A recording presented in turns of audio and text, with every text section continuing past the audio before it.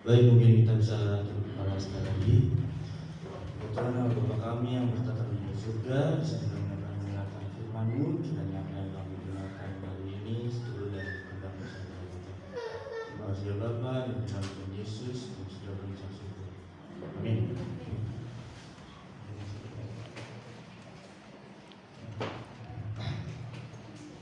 Oke, selamat sahabat. Sudah lama saya tidak khotbah dari sahabat ya. Saya bingung ya, saya mau ngambil judul apa gitu ya. Lalu muncullah ide ini, yaitu yang berjudul bagaimana kita dibentuk oleh Tuhan. Nah, kita tadi sudah baca ayat saut-sautan kita ya kan, yang terdapat di ayat 1, ayat 2. Pergilah dengan segera ke rumah tukang periuk. Di sana aku akan memperdengarkan perkataan-perkataanku kepadamu. Nah, saya garis bawah ini tukang periuk itu apa sih? Gitu loh ya. Jadi kalau bahasanya di Alkitab itu adalah tukang periuk. Nah, kalau bahasa Jawanya itu tukang gaileman lempung. Nah, gitu loh ya. Nah, kalau bahasa Indonesianya itu adalah pengrajin tanah liat. Kalau bahasa Inggrisnya itu pottery. Nah, ada juga nih bahasa Mandarinnya, Xingfeng. Ya. Oke, lanjut. Lalu di ayat ketiga. Di ayat ketiga ini, lalu pergilah aku ke rumah tukang periuk. Dan kebetulan ia sedang bekerja dengan baik. Nah, ini ada video. Seperti apa sih pengrajin tanah itu? Sudah pasti kita pernah melihat ya, karena banyak video-video di TikTok, Facebook, Instagram dan lain-lain yang memperlihatkan seperti ini ya. Nah, seperti itulah yang awalnya dari tanah liat, kotak gitu doang, nah bentuk jadi seperti ya begini, banyaklah. Nah, lalu di ayat yang keempat, apabila bejana yang sedang dibuatnya dari tanah liat di tangannya itu rusak, maka tukang periuk itu mengajarkannya kembali menjadi bejana lain menurut apa yang baik pada pemandangannya. Nah, bejana itu apa sih? Kalau di Alkitab itu bejana itu ya bejana kalau di Alkitab, oke. Nah, kalau bahasa Jawanya itu ada. Ada, pokoknya ada gitu kan. Nah, kalau bahasa Indonesianya itu kendi. Nah, lalu kalau bahasa Inggrisnya itu juk, JUG. Nah, kalau bahasa Mandarinnya itu capeng. Nah, ini ada videonya juga. Ini ada videonya juga. Jadi pengrajin tanah ini membuat capeng. Oke. Nah, ini videonya. Nah, di video yang ini dia itu membuat kendi itu gagal dan dia berusaha membuat lagi. Pokoknya gagal dibuat lagi. Nah, itu aduh kamu. Nah, ini gagal ya kan. Lalu dia dibuat lagi di bentuk lain gitu. Aduh, melewat sitik gitu kan. Coba lagi gitu loh. Bahkan ini yang mau selesai, waduh tutupnya baca lagi ya kan. Tapi dia tidak menyerah dan selalu dibuat lagi. Nah, di ayat yang ke-5 sampai 6, masakan aku tidak dapat bertindak kepada kamu seperti tukang periuk ini. Hai kaum Israel, demikianlah firman Tuhan. Sungguh seperti tanah liat di tangan tukang periuk, demikianlah kamu di tanganku, hai kaum Israel. Jadi maksudnya Tuhan itu di saat kita rusak itu kita akan dibentuk lagi. Melewat dikit dibentuk lagi, jekit siti dibentuk lagi ya kan. Jadi Tuhan itu tidak pernah menyerah untuk membentuk kita menjadi sesuatu yang lebih baik. Lalu di ayat inti kita tahu sekarang Roma 8 ayat 28, kita tahu sekarang bahwa Allah itu turut bekerja dalam segala sesuatu untuk mendatangkan kebaikan bagi mereka yang mengasihi Dia, yaitu bagi mereka yang terpanggil sesuai dengan rencana Allah.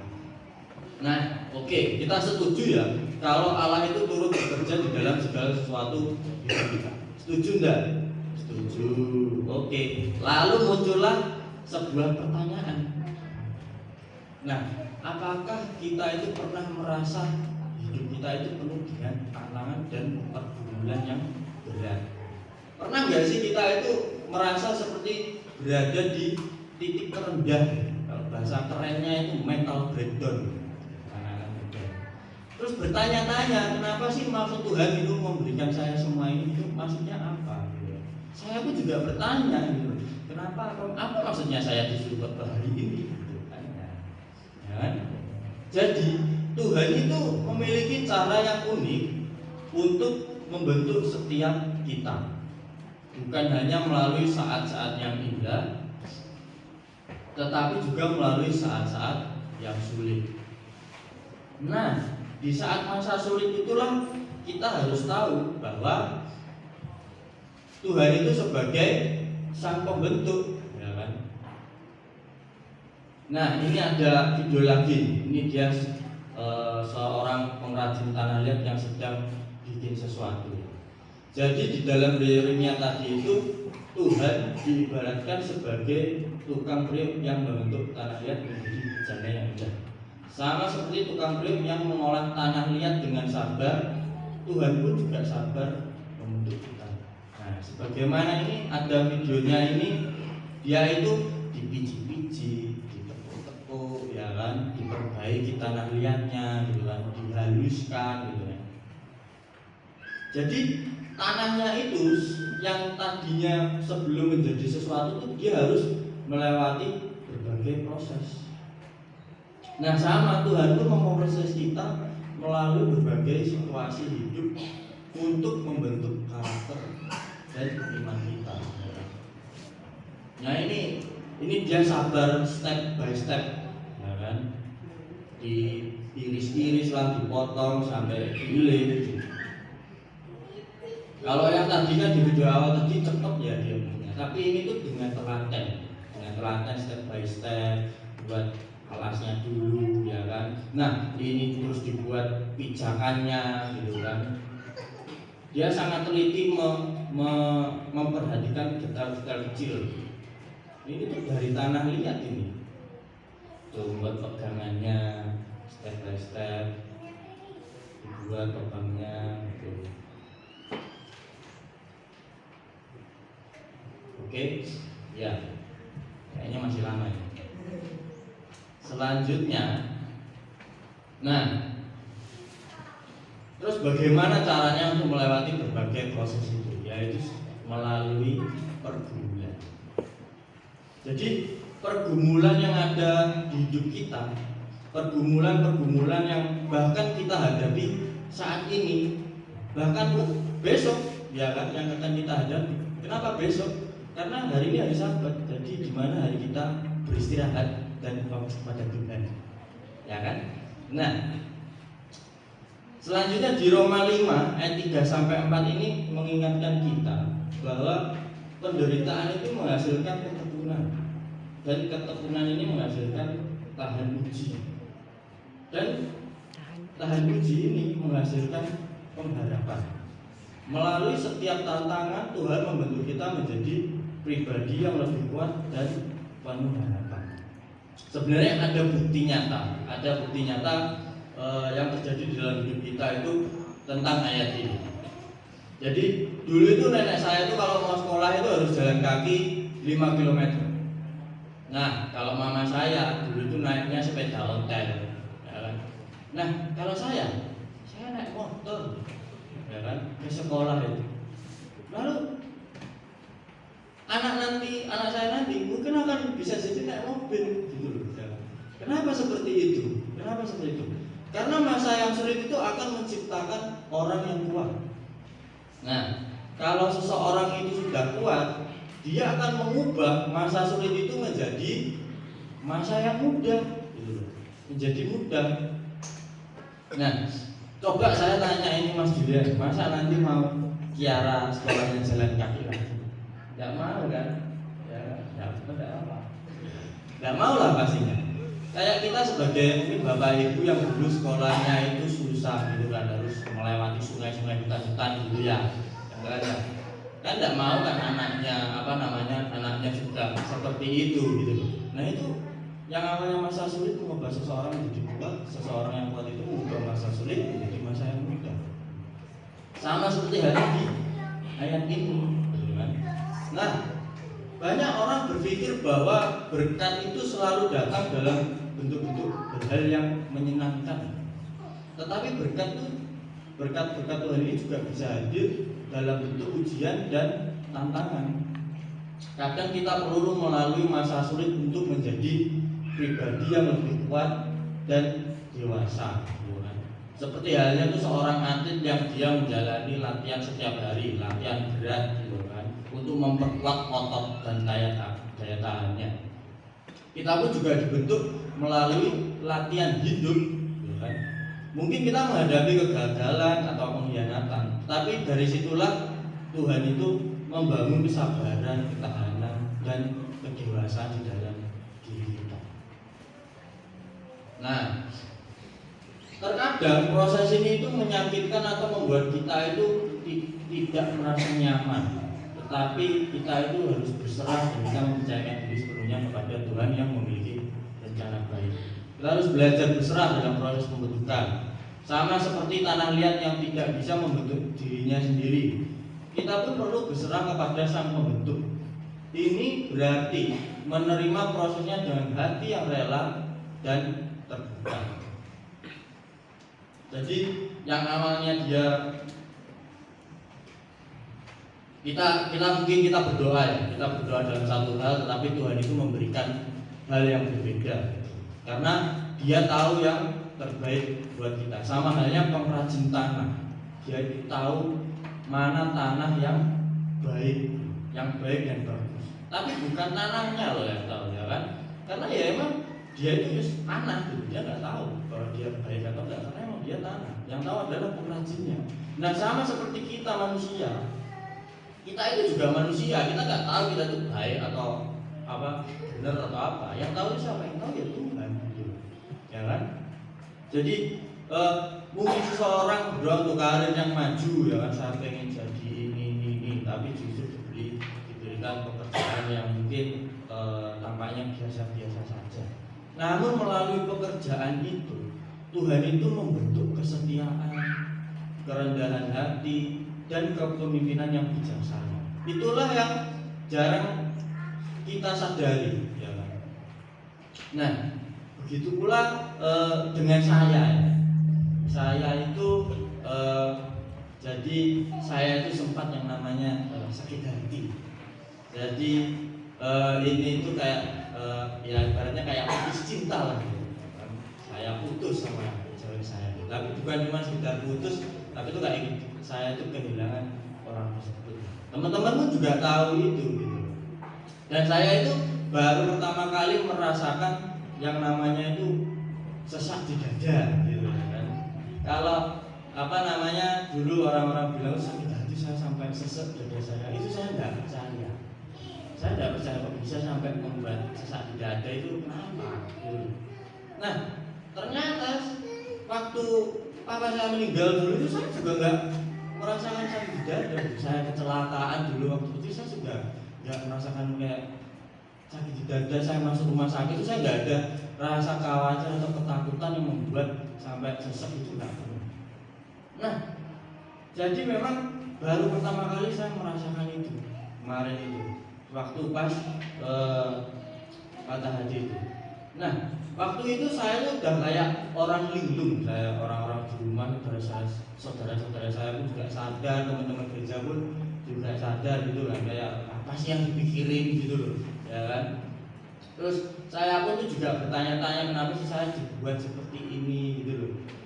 Terus teman-teman saya itu juga heran kenapa saya kok bisa seperti ini. Saya saja juga heran gitu kan, kok bisa seperti itu. Nah jadi hal itu tuh memang menjadi masa-masa yang sulit bagi saya. Tapi karena saya itu terus berdoa kepada Tuhan dan percaya bahwa Tuhan membuat saya seperti ini tuh untuk tujuan yang baik gitu. yang nantinya saya akan mendapatkan sesuatu yang baik juga, gitu kan. Pokoknya saya percayalah sama hasil akhir dari rencana Tuhan ini. Nah, lalu muncullah sebuah kesadaran diri di dalam diri saya. Yang awalnya saya berpikir bahwa saya itu benar, ternyata tidak sebenar itu. Yang saya berpikir bahwa saya itu sudah dewasa, ternyata saya itu tidak sedewasa itu, ya kan? Sama halnya dengan tanah tadi, yang tidak tahu apakah dia tanah yang baik atau tidak, yang tahu itu adalah pengrajinnya. Nah, jadi proses patah hati itu adalah proses pembentukan kedewasaan saya. Nah, lalu mengingat bahwa hasil akhir adalah karya yang indah. Kita itu tidak selalu melihat keindahan dari proses ini segera, tetapi kita percaya bahwa Tuhan itu sedang mengerjakan sesuatu yang luar biasa di dalam hidup kita. Seperti halnya Roma 8 ayat 8 mengajarkan bahwa dalam segala sesuatu Tuhan itu bekerja untuk mendatangkan kebaikan bagi kita. Meskipun proses membutuhkannya itu terasa berat, hasil akhirnya adalah kehidupan yang sesuai dengan kehendak Tuhan. Nah, ini ada contoh video lagi, contoh jadi pembuatan karya seni lukisan, ya kan? Saya play. Nah, awalnya tuh nggak jelas ini apa maksudnya kayak gini, lukis-lukis kayak gitu, ya kan? Lukis-lukis kayak gitu apa? Saya ngawur gitu, ya kan? Tapi kita percaya bahwa ini adalah sebuah karya seni, hasilnya akan bagus. Nah, kayak gini kan kita masih belum kelihatan. Ini mungkin sudah 50% prosesnya, tetapi tidak begitu kelihatan apa yang digambarnya. Nah, lalu 70% atau 80% sudah kelihatan gitu. Ini apa?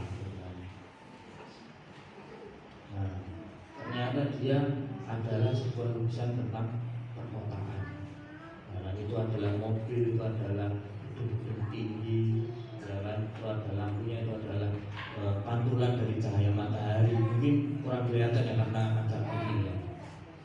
Ya ini yang dimaksud bahwa kita harus mengingat bahwa hasil akhir itu adalah karya yang indah. Nah, kehidupan kita pun juga memerlukan proses yang panjang sebelum hasil akhirnya terlihat. Nah, ketika kita melihat ke belakang, kita mungkin akan menyadari bahwa setiap peristiwa itu baik atau buruk itu membentuk kita menjadi sesuatu yang lebih baik. Setelah kita melihat hasil lukisan ini jadi, ternyata yang awalnya kita tadi itu sat gitu doang, itu adalah sebagai pola, gitu loh ya toh. Sama halnya dengan di kehidupan kita yang awalnya kita, kenapa sih saya mendapatkan lukisan ini, kenapa sih saya mendapatkan pengalaman ini, masalah ini. Nantinya di akhir kita akan menyadari, oh buat ini, oh buat ini.